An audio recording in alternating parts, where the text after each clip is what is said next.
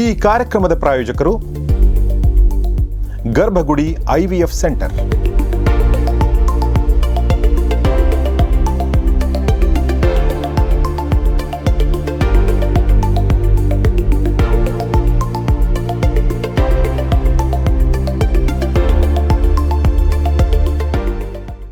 Embryologist ಅನ್ನೋರು ಇದೆಲ್ಲ procedure ಮಾಡೋದು. ಎಂಬ್ರಿಯಾಲಜಿಸ್ಟ್ ಎಷ್ಟು ಸ್ಕಿಲ್ಫುಲ್ ಅನ್ನೋದ್ರ ಮೇಲೆ IVF ಸಕ್ಸಸ್ ರೇಟು ಡಿಪೆಂಡ್ ಆಗಿದೆ. ಈ ಸಬ್ಜೆಕ್ಟ್ ಅಂದರೆ ನಾನು ಪ್ರೊಸೀಜರ್ ಮಾಡದೇ ಇರ್ಬೋದು, ಸಬ್ಜೆಕ್ಟ್ ಎಕ್ಸ್ಪರ್ಟ್ ನಾನು. ಆ ಮಗುವಿಗೆ 2 ಥರದ ಪ್ರೀತಿನೂ ಬೇಕು, ತಾಯಿ ಪ್ರೀತಿನೂ ಬೇಕು, ತಂದೆ ಪ್ರೀತಿನೂ ಬೇಕು. ಇಲ್ಲಿ ಒಂದೇ ಸಿಕ್ಕುತ್ತೆ, ನೀನು ಯು ಕಾಂಟ್ ಬಿ ಫಾದರ್. ನೀನು ಏನೇ ಮಾಡ್ಬೋದು, ನೀನು ಫೈನಾನ್ಷಿಯಲ್ ಸಪೋರ್ಟ್ ಮಾಡ್ಬೋದು, ಮತ್ತೊಂದು ಮಾಡ್ಬೋದು. ಸೊ ಅದು ನಾಳೆ ದಿನ ಕ್ವೆಶನ್ ಮಾಡ್ಬೋದು, ನನ್ನ ಯಾಕೆ ಹುಟ್ಟಿಸ್ತೆ ನೀನು, ನಿನ್ನ ಸಂತೋಷಕ್ಕೋಸ್ಕರನಾ ಅಂತ.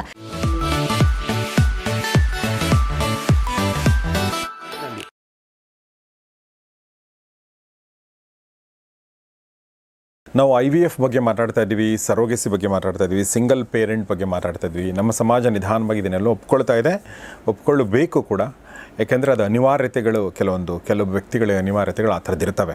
ನಾವು ಇತ್ತೀಚೆಗೆ ಒಬ್ಬ ನಟಿಯ ಪ್ರಕರಣವನ್ನು ನೋಡಿಕೊಂಡು ಅದನ್ನು ಉದಾಹರಣೆಯಾಗಿ ಇಟ್ಕೊಂಡು ಮಾತಾಡ್ತೀವಿ ಹೊರತು ಅವ್ರ ಬಗ್ಗೆ ಮಾತಾಡ್ತಾ ಇಲ್ಲ. ದಯವಿಟ್ಟು ಅದನ್ನು ಅರ್ಥ ಮಾಡ್ಕೊಳ್ಳಿ. ಈ ವಿಚಾರಗಳನ್ನ ನಮ್ಮ ಜೊತೆಗೆ ಹೇಳ್ತಾ ಇರೋರು ಡಾಕ್ಟರ್ ಮಾಲಿನಿ ಸುತ್ತೂರವರು. ಅವರು ಮೈಸೂರು ಯೂನಿವರ್ಸಿಟಿಯ ಡಿಪಾರ್ಟ್ಮೆಂಟ್ ಆಫ್ ಜೆನೆಟಿಕ್ಸ್ ಮತ್ತು ಜೆನೋಮಿಕ್ಸ್ನ ಚೇರ್ಪರ್ಸನ್, ನಿಮಗೆ ಪರಿಚಯ ಇರುವಂಥವ್ರು ಆಲ್ರೆಡಿ. ಈಗ ನಾನು ಒಂದು ಪ್ರಶ್ನೆ ಕೇಳುವಂಥದ್ದು, ಈಗ IVF ಇಂದ ಡಿಸ್ಅಡ್ವಾಂಟೇಜಸ್ ಏನಾದರೂ ಇರಬಹುದಾ ಅಲ್ಲಿ ಆ ಥರ ಪ್ರೊಸೀಜರ್ ತೊಗೊಂಡ್ರೆ ಅನ್ನೋದು ಒಂದು ಪ್ರಶ್ನೆ. ಅದರಲ್ಲೇ ಇರುವಂಥ ಇನ್ನೊಂದು ಪ್ರಶ್ನೆ, ಅದರ ಉಪ ಪ್ರಶ್ನೆ ಏನಂದರೆ, ಆ ಮಕ್ಕಳು ಅಲ್ಲಿ ಹಾಗೆ ಹುಟ್ಟುವಂಥ ಮಕ್ಕಳು ನಾರ್ಮಲ್ ಮಕ್ಕಳೇ ಥರನೇ ಇರ್ತಾರೆ ಅಥವಾ ಏನಾದರೂ ಅವರು ಬೇರೆ ಇರ್ತಾರೆ ಅನ್ನೋದು ಎರಡನೇ ಪ್ರಶ್ನೆ. ಸರ್, ಈಗ IVF ಪ್ರೊಸೀಜರ್ ಅಂತ ಏನು ಹೇಳಿದ್ವೋ ಇದು ವೆರಿ ಎಕ್ಸ್ಪೆನ್ಸಿವ್ ಅಂತಲೇ ಹೇಳ್ಬೋದು. ಜನಸಾಮಾನ್ಯರಿಗೆ ನಿಲ್ಕಲ್ಲ ಇದು. ಏಕೆಂತಂದರೆ ನಿಮಗೆ ಒಂದೊಂದು ಫೇಲ್ಯೂರ್ ಆದರೆ, ನಿಮಗೆ ಒಂದು 2-3 ಲಕ್ಷ ಒಂದೊಂದು IVF ಸೈಕಲ್ ಫೇಲ್ಯೂರ್ ಆದರೆ ನಿಮಗೆ ಅಷ್ಟು ಲಾಸ್ ಆಗ್ತಾ ಬರುತ್ತೆ. ವೆದರ್ ವಿ ಆರ್ ಅಫೋರ್ಡಬಲ್ ಅನ್ನೋದು ಕಾಸ್ಟ್ ಬಗ್ಗೆ ಇದು ಒಂದಾದರೆ, ಮೊದಲು ಏನಾಗುತ್ತೆ ಅಂದರೆ, ಈಗ ದಂಪತಿಗಳಿಗೆ ಬಂಜೆತನ ಇರುತ್ತೆ. ಆಗ ಗಂಡಿಗೆ ಏನೋ ಒಂದು ಇನ್ಫರ್ಟಿಲಿಟಿ, ಅವನಿಗೆ ಸ್ಪರ್ಮ್ ಇಲ್ಲ, ಆಲಿಗೋಸ್ಪರ್ಮಿಕ್ ಆಗ್ಬೋದು, ಎಸೋಸ್ಪರ್ಮಿಕ್ ಆಗ್ಬೋದು, ಏನೋ ತೊಂದರೆ ಇರುತ್ತೆ. IVF ಡೋನರ್ಗೆ ಒಪ್ಕೊಂಬಿಟ್ಟಿರ್ತಾನೆ ಅವನು. ಒಂದು ಮಗು ಬೇಕು ಅನ್ನೋದಿರುತ್ತಲ್ಲ, ಒಪ್ಕೊಂಬಿಟ್ಟಿರ್ತಾನೆ. IVF ಮಗುನೂ ಆಯಿತು. ಏನಾಗುತ್ತೆ ಇಂಥ ಸಂದರ್ಭದಲ್ಲಿ ಅವನಿಗೆ ಪ್ರತಿಕ್ಷಣ ಮಗು ನೋಡಿದಾಗ ನಂದಲ್ಲ ಅಂತ ಅನಿಸ್ತಿರುತ್ತೆ. ಅವ್ನ ಕಣ್ಮುಂದೆ ಬೆಳೀತಾ ಇರುತ್ತೆ ಮಗು. ಆದರೆ ಅಂದರೆ ಡಿಪೆಂಡ್ಸ್ ಆನ್ ದ ಇಂಡಿವಿಜುವಲ್. ಎಲ್ಲ ಕಡೆ ಎಲ್ಲರಿಗೂ ಆಗುತ್ತೆ ಅಂತ ನಾನು ಹೇಳ್ತಾ ಇಲ್ಲ. ಆ ವ್ಯಕ್ತಿಯ ಮನಸ್ಥಿತಿ ಮೇಲೆ ಅದು ಡಿಪೆಂಡ್ ಆಗಿರುತ್ತೆ.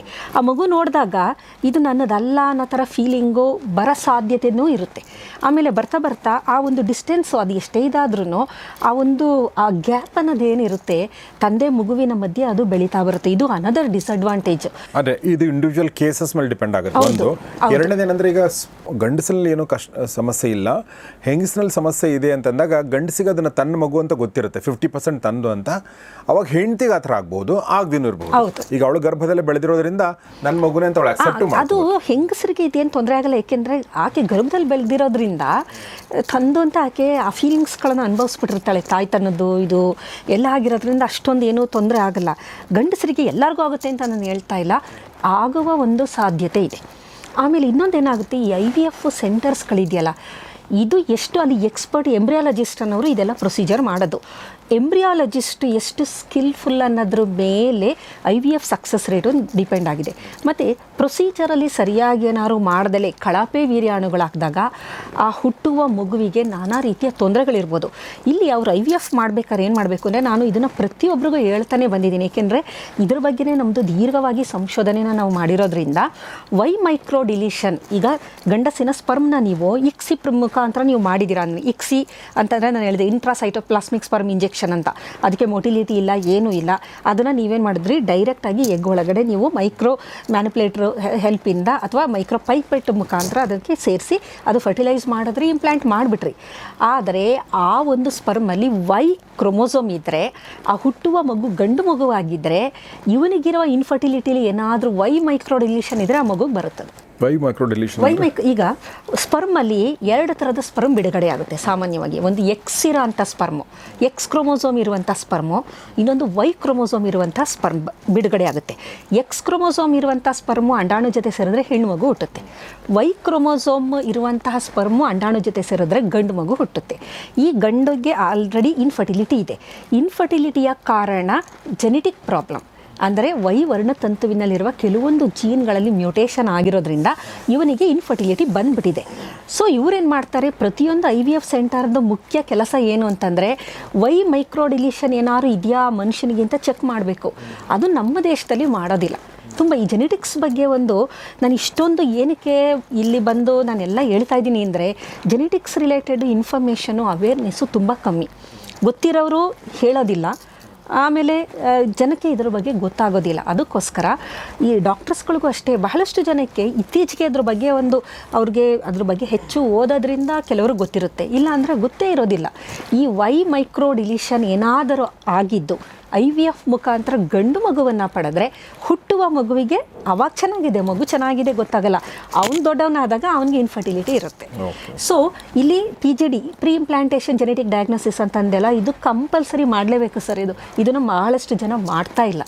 ಏನಕ್ಕೆ ಅಂದರೆ ಯಾವ ಜೆನೆಟಿಕ್ ಡಿಸಾರ್ಡರು ಈಗ ನನಗೆ ಗೊತ್ತಿದೆ. ಈಗ ನಮ್ಮ ಫ್ಯಾಮಿಲಿ ಅಂತ ನಾನು ತಗೊಂಡ್ರೆ, ನನ್ನ ಹಸ್ಬೆಂಡ್ ಅವರ ತಾಯಿ ತಿರೋಗಿದ್ದು, ನಮ್ಮ ಅತ್ತೆ ತಿರೋಗಿದ್ದು ಹಾರ್ಟ್ ಅಟ್ಯಾಕ್, ನಮ್ಮ ಮಾವ ತಿರೋಗಿದ್ದು ಹಾರ್ಟ್ ಅಟ್ಯಾಕ್, ನಮ್ಮ ಭಾವನಿಗೆ ಆಂಜಿಯೋಪ್ಲಾಸ್ಟಿ ಎಲ್ಲ ಆಗಿದೆ. ಅಂದರೆ ಆ ಫ್ಯಾಮಿಲಿಲಿ ಒಂದು ಹೃದಯಕ್ಕೆ ಸಂಬಂಧಿಸಿದಂಥ ತೊಂದರೆ ಇದೆ ಅನ್ನೋದು ನನಗೆ ಗೊತ್ತು. ಈಗ ನನ್ನ ಮಕ್ಕಳಿಗೂ they are prone, that is a genetic risk factor ಅನ್ನೋದು ಗೊತ್ತಿದೆ. ಇಲ್ಲೇನಾಗುತ್ತೆ, IVF ಮಾಡಿದಾಗ ಡೋನರಲ್ಲಿ ಯಾವ ತೊಂದರೆ ಇದೆ, ಅವನ ಫ್ಯಾಮಿಲಿಲಿ ಏನು ತೊಂದರೆ ಇದೆ ಗೊತ್ತಿಲ್ಲ, ಅವನಿಗೆ ಏನು ತೊಂದರೆ ಇದೆ ಅದೂ ಗೊತ್ತಿಲ್ಲ. ಅಂಥ ಸಂದರ್ಭದಲ್ಲಿ ಇವರು ಟೆಸ್ಟ್ಗಳು ಮಾಡದೇ ಇದ್ದಾಗ IVF ಡಿಸಡ್ವಾಂಟೇಜು ಈ ಥರ ಒಂದು ಅಬ್ನಾರ್ಮಲ್ ಮಗು ಹುಟ್ಬೋದು, ಅಥವಾ ಮಗು ಹುಟ್ಟಿದ ನಂತರ ಅದಕ್ಕೆ ಬೇರೆ ಬೇರೆ ರೀತಿಯ ತೊಂದರೆಗಳಾಗ್ಬೋದು. ಆ ಕಳಪೆ ವೀರ್ಯಾಣುವನ್ನು ಅವರು ಸೆಲೆಕ್ಟ್ ಮಾಡಿರ್ಬೋದು, ಅಂಡಾಣುವನ್ನು ಸೆಲೆಕ್ಟ್ ಮಾಡಿರ್ಬೋದು, ಅಥವಾ ಈ ಪ್ರೊಸೀಜರಲ್ಲಿ ಡ್ಯಾಮೇಜ್ ಏನಾದರೂ ಆಗಿ ಹುಟ್ಟುವ ಮಗುವಿಗೆ ಏನಾದರೂ ತೊಂದರೆ ಆಗಿರ್ಬೋದು. ಸೊ ಅದು ಒಂದು ಕಡೆ ಇಡೋಣ ನಾವು. ಇದು IVF ಇದೆಯಲ್ಲ, ಇದರಿಂದ ಆಗುವಂಥ ಒಂದು ಅಡ್ವಾಂಟೇಜ್ ಇದೆ, ಅದ್ರ ಜೊತೆ ಡಿಸಡ್ವಾಂಟೇಜು. ಈ ಥರ ಮಕ್ಕಳಲ್ಲಿ ನಾನಾ ರೀತಿಯ ನ್ಯೂನ್ಯತೆಗಳಿರ್ಬೋದು, ಆಮೇಲೆ ನಂತರದ ದಿನದಲ್ಲಿ ತಂದೆ ಅದನ್ನು ಆಕ್ಸೆಪ್ಟ್ ಮಾಡ್ಕೊಳ್ಳದೇ ಇರ್ಬೋದು. ಇದು ದಂಪತಿಗಳಾದರೆ, ನೀವು ಸಿಂಗಲ್ ಪೇರೆಂಟ್ ಹೇಳಿದ್ರಲ್ಲ, ಸಿಂಗಲ್ ಪೇರೆಂಟಲ್ಲಿ ಆ ಮಗುವಿಗೆ ತಂದೆ ಬಗ್ಗೆ ಗೊತ್ತಿರೋದಿಲ್ಲ.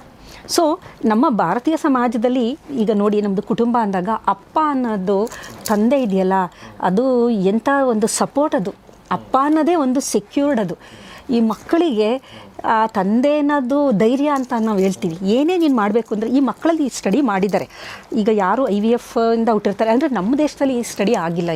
ಅದೇ ಒಂದು ಇದು ನಮ್ಮ ದೇಶದ್ದು ಸಿಸ್ಟಮ್ ಬೇರೆ ಥರನೇ ನಮ್ಮದು. ಈಗ ವೆಸ್ಟ್ರನ್ ಪಾಪ್ಯುಲೇಷನಲ್ಲಿ ಏನು ರಿಸರ್ಚ್ ನಡೆದಿದೆ ಆ್ಯಸ್ ಸಚ್ ನಾವು ತಗೊಳಕ್ಕಾಗೋದಿಲ್ಲ ಅದನ್ನು.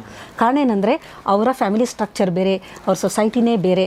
ಅಲ್ಲಿ IVF ಮಕ್ಕಳಿಗೂ ಬೇರೆ ಮಕ್ಳಿಗೂ ವ್ಯತ್ಯಾಸನೇ ಇರಲ್ಲ, ಏನೂ ಅಂಥ ವ್ಯತ್ಯಾಸ ಇಲ್ಲ. ಏಕೆಂತಂದರೆ ಅಲ್ಲೂ ಫ್ಯಾಮಿಲಿ ಇಲ್ಲ, ಅಲ್ಲೂ ಫ್ಯಾಮಿಲಿ ಇಲ್ಲ, ನೋ ಪ್ರಾಬ್ಲಮ್. ಆದರೆ ನಮ್ಮ ದೇಶದಲ್ಲಿ ಒಂದು IVF ಮಗು ಇದೆ ಅಂತಂದರೆ, ಅದು ಎಲೈಟ್ ಕ್ಲಾಸ್ ಆದರೆ ಬಿಡಿ, ಅದು ಬೇರೆ, ಅದು ಎಲ್ಲೋ ಒಂದು ಬೋರ್ಡಿಂಗಲ್ಲಿರುತ್ತೆ, ನಂತರ ಫಾರಿನಲ್ಲಿ ಓದುತ್ತೆ, ಅವ್ರದ್ದೇ ಬೇರೆ. ನಾವು ಜನಸಾಮಾನ್ಯರು ಅಂದಾಗ ಒಂದು ಮಗು IVF ಇಂದ ಹುಟ್ಟಿತು ಅಂತಂದಾಗ ಅದರ ತಂದೆ ಯಾರು ಅಂತ ಎಲ್ಲ ಕೇಳ್ತಾರೆ. ಅವನು ಅಡಲಸೆಂಟ್ ಇದರಲ್ಲಿ. ಸೊ ಇದರಲ್ಲಿ ಅಬ್ಸರ್ವ್ ಮಾಡಿದ್ದಾರೆ, ರಿಸ್ಕ್ ಟೇಕಿಂಗ್ ಇರುತ್ತಲ್ಲ, ತಂದೆ ಇದ್ದಾಗ ಮಾತ್ರ ಮಕ್ಕಳು ನಾನು ಏನಾದ್ರು ರಿಸ್ಕ್ ಮಾಡ್ತೀನಿ, ಏಕೆಂದರೆ ಅಪ್ಪ ಇದ್ದಾನೆ ಜೊತೆಗೆ, ಏನೇ ಆದರೂ ನಮ್ಮ ಅಪ್ಪ ಇದ್ದಾನೆ ಅನ್ನೋದಿರುತ್ತಲ್ಲ ಅದು. ಆಮೇಲೆ ತುಂಬ ಎಗ್ರೆಸಿವ್ ಆಗಿರ್ತಾರೆ ಈ ಮಕ್ಕಳುಗಳು ಅಂತ ಹೇಳ್ತಾರೆ. ಸಿಂಗಲ್ ಪೇರೆಂಟ್ ಇರ್ತಾರಲ್ಲ, ಅವ್ರ ತಾಯಿ ಎಷ್ಟೇ ಮಾಡಿದ್ರು ಆಕೆ 50% ಪ್ರೀತಿ ಮಾತ್ರ ಕೊಡೋಕ್ಕೆ ಸಾಧ್ಯ. ಆ ಮಗುವಿಗೆ 2 ಥರದ ಪ್ರೀತಿನೂ ಬೇಕು, ತಾಯಿ ಪ್ರೀತಿನೂ ಬೇಕು, ತಂದೆ ಪ್ರೀತಿನೂ ಬೇಕು. ಇಲ್ಲಿ ಒಂದೇ ಸಿಕ್ಕುತ್ತೆ, ಯು ಕಾಂಟ್ ಬಿ ಫಾದರ್. ನೀನು ಏನೇ ಮಾಡ್ಬೋದು, ನೀನು ಫೈನಾನ್ಷಿಯಲ್ ಸಪೋರ್ಟ್ ಮಾಡ್ಬೋದು, ಮತ್ತೊಂದು ಮಾಡ್ಬೋದು, ಆದರೆ ನೀನು ತಂದೆ ಸ್ಥಾನನ ಸಂಪೂರ್ಣವಾಗಿ ಒಬ್ಬ ಗಂಡಸಿನ ಸ್ಥಾನನ ತುಂಬಕ್ಕಾಗಲ್ಲ. ಕೆಲವೊಮ್ಮೆ ತಂದೆನೇ ಇಲ್ಲ ಅಂದಾಗ ಫೈನು, ಮಕ್ಕಳು ಅಕ್ಸೆಪ್ಟ್ ಮಾಡಿಬಿಡ್ತಾರೆ. ಈಗ ತಂದೆ ತೀರೋಗಿದ್ದಾರೆ, ಆ ಮಕ್ಕಳು ಅಕ್ಸೆಪ್ಟೆನ್ಸ್ ಇದೆ, ಅದು ನಮ್ಮ ತಂದೆ ಇಲ್ಲ ಅನ್ನೋದಿದೆ, ಫೈನ್. ಬಟ್ ಇಲ್ಲಿ ಆ ಥರ ಅಲ್ಲ, ತಂದೆ ಯಾರು ಅಂತಲೇ ಗೊತ್ತಿಲ್ಲ. ಆ ಮಗು ಯಾರನ್ನೇ ನೋಡಿದ್ರು ಇವ್ನು ನನ್ನ ತಂದೆನಾ, ಕೊನೆಗೆ ನೋಡಿ ನಮ್ಮನ್ನ ರೂಟ್ಸ್ನ ಹುಡ್ಕೊಂಡು ಹೋಗ್ತೀವಿ. ಬಹಳಷ್ಟು ಸಂದರ್ಭದಲ್ಲಿ ಈಗ ಸಾಕು ತಂದೆ ತಾಯಿಗಳಿರ್ತಾರಲ್ಲ, ಆ ಮಗುವಿಗೆ ನಿಜವಾದ ತಂದೆ ತಾಯಿಗಳು ಗೊತ್ತಾದರೆ ಹುಡ್ಕೊಂಡು ಹೊಟ್ಟೋಗ್ಬಿಡುತ್ತದು. ಆಮೇಲೆ ಆ ಪ್ರೀತಿ ಇರುತ್ತಲ್ಲ ನಿಜವಾದ ತಂದೆ ತಾಯಿಗಳ ಮೇಲೆ, ಅದು ಹೋಗಲ್ಲ. ಅದು ಎಷ್ಟೇ ನೀವು ಚೆನ್ನಾಗಿ ಸಾಕಿ ಅದು ಇದ್ದೇ ಇರುತ್ತೆ. ಹಾಗಾಗಿ ಆ ರೂಟ್ಸ್ನ ಹುಡುಕೊಂಡು ಹೊಟ್ಟೋಗುತ್ತೆ. ನಮ್ಮ ಸಮಾಜದಲ್ಲಿ ಇನ್ನೂ ಅದು ಸ್ಟ್ರಾಂಗ್ ಆಗಿದೆ. ಹಾಗಾಗಿ ಈ ಮಕ್ಕಳು ತುಂಬ ಅಗ್ರೆಸಿವ್ ಆಗಿರ್ತಾರೆ, ಮತ್ತು ರಿಸ್ಕ್ ತಗೊಳಕ್ಕಾಗೋದಿಲ್ಲ.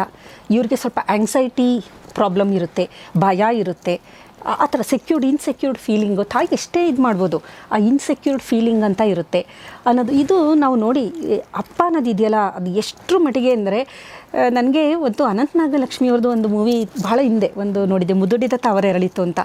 ಅದರಲ್ಲಿ ಒಂದು ಫೈನಲ್ ಏನಾಗುತ್ತೆ ಅಂದರೆ, ಆಕೆ ತುಂಬ ಒಂಥರ ಫೆಮಿನಿಸ್ಟು, ಏನೋ ಒಂದು ಗಂಡನ ಜೊತೆ ಜಗಳ ಮಾಡ್ಕೊಂಡು ಮಗು ಕರ್ಕೊಂಡು ತಂದೆ ಮನೆಗೆ ಹೋಗ್ತಾಳೆ, ಮಗು ತೀರೋಗ್ಬಿಡುತ್ತದು. ಆಗ ಅವ್ರ ತಾಯಿ ಒಂದು ಮಾತು ಹೇಳ್ತಾಳೆ, ನೋಡು ನೀನು ನಮ್ಮನ್ನೆಲ್ಲ ನಂಬ್ಕೊಂಡು ಬಂದೆ, ಆ ಮಗುಗೆ ತುಂಬ ಹುಷಾರಿರೋದಿಲ್ಲ, ರಾತ್ರಿ ತುಂಬ ಜ್ವರ ಬಂದಾಗ ಯಾರೂ ಬರಲ್ಲ, ಅಯ್ಯೋ ಬಿಡಮ್ಮ ಸರಿಯಾಗುತ್ತೆ, ಮಾತ್ರೆ ಕೊಡಮ್ಮ ಸರಿಯಾಗುತ್ತೆ.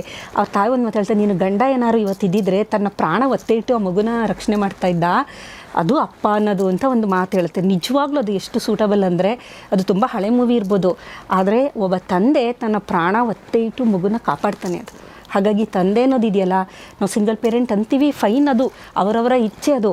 ಆದರೂ ಆ ಮಗುವಿಗೆ ಆ ತಂದೆಯ ಒಂದು ಏನು ಆ ಪ್ರೀತಿ ಸಾಂಗತ್ಯ ಎಲ್ಲ ಇರುತ್ತೆ, ಅದು ಸಿಕ್ಕೋದಿಲ್ಲ. ಅದು ಎಲ್ಲೋ ಒಂದು ಕಡೆ there is a deficiency. Yes. So ಹಾಗೆ ಪ್ರತಿಯೊಂದರಲ್ಲೂ ಒಂದು ಅಡ್ವಾಂಟೇಜ್ ಅಂತ ಇದ್ದರೆ ಒಂದು ಡಿಸ್ಅಡ್ವಾಂಟೇಜ್ ಇದ್ದೇ ಇರುತ್ತೆ. ಬಟ್ ನೀವು ಆಯ್ಕೆ ಮಾಡ್ಕೊಳ್ಬೇಕಾದ್ರೆ ನೀವು ನೋಡ್ತಿರಲ್ವ ಹೇಗೆ, ಓಕೆ ಇದು ಪರವಾಗಿಲ್ಲ, ಇದು ಇಲ್ಲೇ ಇದ್ರೂ ತೊಂದರೆ ಇಲ್ಲ, ಬಟ್ ನನಗೆ ಬೇಕೇ ಬೇಕು ಅಂತ ಒಬ್ಬ ವ್ಯಕ್ತಿ ನಿರ್ಧಾರ ಕೈಗೊಂಡ್ರೆ ಅದು ಅವರ ಸ್ವಾತಂತ್ರ್ಯ ಮತ್ತು ಅದನ್ನು ಮಾಡೋಕ್ಕೆ ಅವ್ರಿಗೆಲ್ಲವೂ ಅಧಿಕಾರ, ಹಕ್ಕು ಇದೆ. ಅದನ್ನು ಬೇರೆಯವ್ರಿಗೆ ಅದನ್ನು ಪ್ರಶ್ನೆ ಮಾಡುವಂಥ ಹಕ್ಕಿಲ್ಲ. ಅದ್ರ ಜೊತೆಗೆ ನಮ್ಮ ಪರಂಪರೆಯಲ್ಲಿ ಅದು ಬೆಳ್ಕೊಂಡು ಬಂದಿದೆ ಅನ್ನೋದು ಕೂಡ ನಾವು ಹೇಳಿದ್ವಿ. ಮೂರನೇದೇನಂತಂದರೆ, ಒಂದು ಎಲೀಟ್ ಕ್ಲಾಸ್, ಮೇಡಮ್ ಹೇಳಿದ ಹಾಗೆ ಒಂದು ಎಲೀಟ್ ಕ್ಲಾಸಲ್ಲಿ ಒಂದು ಎಕ್ಸೆಪ್ಟೆನ್ಸ್ ಬಂದುಬಿಡುತ್ತೆ ಮತ್ತು ಅವರಿಗೆ ನಮ್ಮ ಜನಸಾಮಾನ್ಯರು, ಮಧ್ಯಮ ವರ್ಗದವರು ಅನುಭವಿಸುವಂಥ ಯಾವ ತೊಂದರೆ, ಸಾಮಾನ್ಯ ತೊಂದರೆ, ತಾಪತ್ರಯಗಳು ಒಂದು ಎಲೀಟ್ ಕ್ಲಾಸ್ನ ಮಕ್ಕಳಿಗೆ ಬರಲ್ಲ. ಅವ್ರಿಗೆ ಯಾರು ಕೇಳದೇ ಇರ್ಬೋದು, ಯಾಕಂದರೆ ಅವ್ರು ಬೆಳೆಯೋದೇ ಬೇರೆ ದೇಶದಲ್ಲಿ ಅಥವಾ ಬೋರ್ಡಿಂಗ್ ಸ್ಕೂಲಲ್ಲಿ. ಸೊ ಅಥವಾ ಅವ್ರಿಗೆ ಹುಟ್ಟುತ್ತಾನೆ ಅವ್ರಿಗೆ ಅದನ್ನು ಎಜುಕೇಟ್ ಮಾಡಿಬಿಟ್ರೆ ಅವ್ರು ಅದನ್ನು ಅಕ್ಸೆಪ್ಟ್ ಮಾಡ್ಕೊಳ್ತಾರೆ. ಸೊ ಹಾಗೆ ನಾವು ಇದ್ರ ಬಗ್ಗೆ ಸಾಕಷ್ಟು ವಿಚಾರಗಳು ಮಾತಾಡಿದ್ವಿ ಮತ್ತು ಮೇಡಮ್ ತುಂಬ ಅದನ್ನು ಅದರ ವಿಚಾರದ ಸಂಪೂರ್ಣ ಅನಾವರಣ ಮಾಡಿದರು ಅಂತ ನನಗನ್ಸುತ್ತೆ. ಇನ್ನೊಂದು ಫೈನಲ್ ಸರ್, ಈಗ ಫೈನಲಿ ಈಗ ಸಿಂಗಲ್ ಪೇರೆಂಟ್ ಅಂತ ಬಂದಾಗ ಎಲೈಟ್ ಕ್ಲಾಸ್ ಬಿಟ್ಬಿಡಿ, ಅವ್ರದ್ದೇ ಬೇರೆ, ಈಗ ಸೆಲೆಬ್ರಿಟಿಗಳು ಇವ್ರದ್ದು ಅವರ ಜೀವನ ಶೈಲಿನೇ ಬೇರೆ, ಅವ್ರು ಬದುಕದೇ ಬೇರೆ, ಅವರ ವಿಚಾರಗಳೇನೇ ಬೇರೆ ಥರ ಇರೋದ್ರಿಂದ ಅದು ಅವ್ರ ವೈಯಕ್ತಿಕ. ಆದರೆ ಮಗು ತಾಯಿ ಆಗಬೇಕು, ನನಗೆ ಮಗು ಬೇಕು ಅಂತಂದರೆ ಆ ಮಗು ಇದೆಯಲ್ಲ, ಅದು ಆಟದ ಸಾಮಾನಲ್ಲ. ಅದು ಫಸ್ಟು ನಾವು ಅದನ್ನು ಅರ್ಥ ಮಾಡ್ಕೋಬೇಕು. ನನ್ನ ಸಂತೋಷಕ್ಕೋಸ್ಕರ ನಾನು ಒಂದು ತಂದೆ ಇಲ್ಲದಂಗೆ ಒಂದು ಮಗುನ ಬೆಳೆಸ್ತೀನಿ, ನನ್ನ ಸಂತೋಷ ಅದು, ನಾನು ತಾಯಿ ಆಗಬೇಕು, ನಾನು ಅದನ್ನು ಅನುಭವಿಸ್ಬೇಕು. ಒಂದೇ ಒಂದು ಕಾರಣಕ್ಕೆ ಒಂದು ಜೀವಿನ ನಾನು ಭೂಮಿಗೆ ತಂದ ಮೇಲೆ ಅದಕ್ಕೆ ಜವಾಬ್ದಾರಿ ನಾನು ಕೊಡಬೇಕಾಗುತ್ತೆ. ಅದು ಕೇಳ್ಬೋದು ನಾಳೆ ದಿನ, ನೋಡು ನಿನ್ನ ಸಂತೋಷಕ್ಕೆ ನಿನ್ನ ತಂದೆ, ನನಗೆ ತಂದೆ ಎಲ್ಲಿ, ಬೇರೆ ಮಕ್ಳಿಗೆ ತಂದೆ ಇದ್ದಾರೆ, ನನಗೆ ತಂದೆ ಇಲ್ಲ ಅಂತಂದಾಗ ಅದನ್ನ ಆನ್ಸರ್ ಮಾಡುವಂತಹ ಒಂದು ಗಟ್ಟಿತನ ಆ ತಾಯಿಗೆ ಇರಬೇಕಾಗುತ್ತೆ. ಒಂದು ನಾವು ಅರ್ಥ ಮಾಡ್ಕೋಬೇಕು, ಮಕ್ಕಳು ಅನ್ನೋದಿದೆಯಲ್ಲ ಅದು ಆಟದ ಸಾಮಾನಲ್ಲ. ನಾನು ಆಟ ಆಡ್ಬಿಟ್ಟು ನನಗೆ ಸಂತೋಷ ಸಿಕ್ತು, ನಂಗೆ ತಾಯ್ತನ ಸಿಕ್ತು, ನಾನು ಅದನ್ನ ಆಟ ಆಡಿಸ್ದೆ, ನಾನು ಅದನ್ನ ಇದು ಮಾಡಿದ್ದೆ ಅಲ್ಲ.